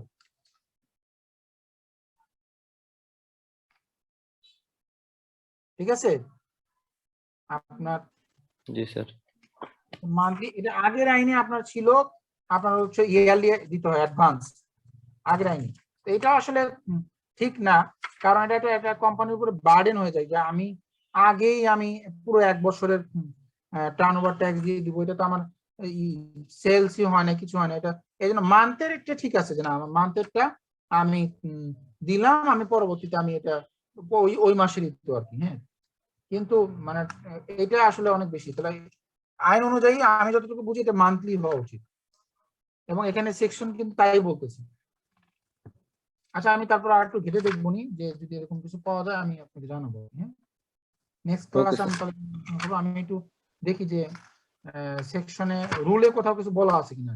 জি স্যার, এই জন্য স্যার আপনাকে স্যার বলা স্যার ক্লিয়ারিফিকেশনের জন্য। আসলে এগুলো যে ঘাটাঘাটি করবো, ঘাটাঘাটি করার মতো সময়ও নেই আর কি। তালিকাভুক্ত টার্নওভার কর হিসাব রক্ষণ রুল 41। আচ্ছা ঠিক আছে, দেখবো নি। তাহলে আজকের মতো এখানে শেষ করি। Okay sir. Sir thank you sir.